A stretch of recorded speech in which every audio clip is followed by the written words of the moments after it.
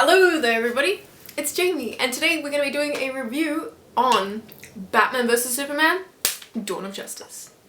So, did you like the film, Jamie? Good question. Not particularly, no.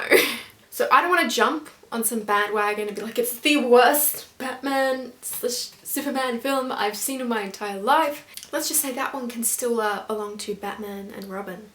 However, there are a lot of fundamental problems with the film.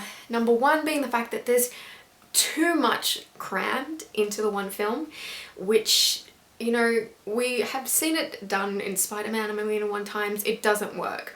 The problem is a film needs a strong villain. When you split up the film into multiple bad guys here and there, it's hard to be able to connect with the struggles of the main characters because there's not one strong enough villain that really makes me worry for them. Plus again, it's Batman and Superman and it's just like Lex Luthor was doing nothing for me. I'm sorry, Jesse Eisenberg. I think if they had have named Jesse Eisenberg not Lex Luthor, if his character had been somebody else and still did the same things, I think I would have a lot more respect for his character. But the fact of the matter was he was playing Lex Luthor. What he was portraying was not Lex Luthor. It was some psycho kind of like Harry flashbacks from Spider-Man again. I know I'm just gonna keep going at some of the Spider-Man movies, forgive me. I do love Spider-Man, but it's just useful for the moment. While the character itself, the villain itself, was pretty smart and conniving, all that kind of stuff, just the fact that I knew it was Lex Luthor, just it didn't work for me because I know what the character's supposed to be like. And again, let's just point out, massive comic book obsessed person here, so I hold a lot of comic book characters to their comic book standards.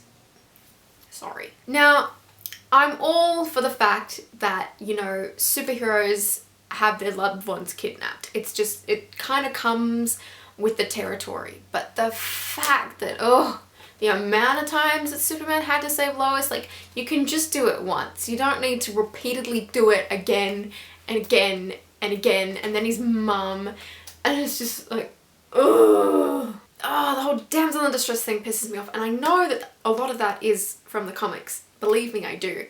But it's just, you're gonna taught this film as like some big modern day superhero flick and it's dark and it's gritty, and then you're just gonna throw us back to like, oh, save me, oh please, like, yeah.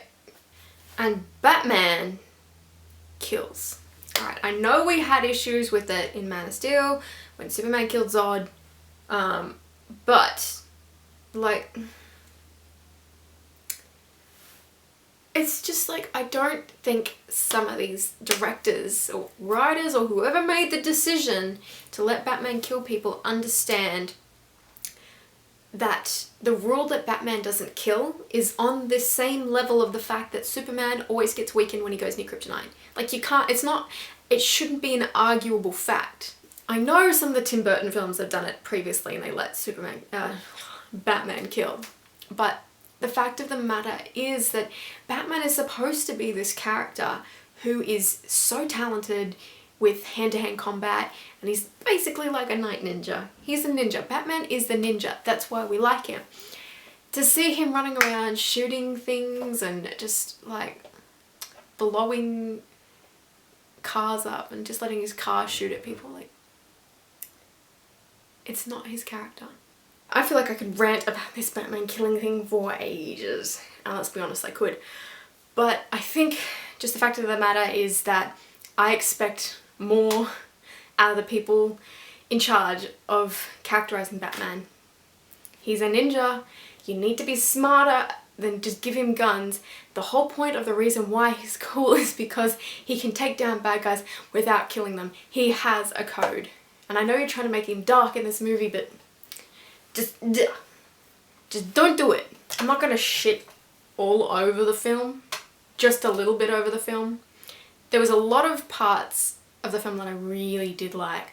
Now, one thing I will say for DC films, I'm just going to say it once, I'm not going to say it again, is that they, cinematography wise, are a million times more superior than Marvel films. Their films, DC films, just at least the new modern kind of ones from Dark Knight and Man of Steel upwards, are just visually like stunning. I love them. And also, maybe not better than Marvel, but still something to commend them on. The score for this sound for the whole film, oh, I mean, it's Hans Zimmer, so like, what do you expect? Beautiful. It combines some really great parts of Man of Steel music and the little sweets in there into the film. It just, and Wonder Woman when she came in, the music there, yeah.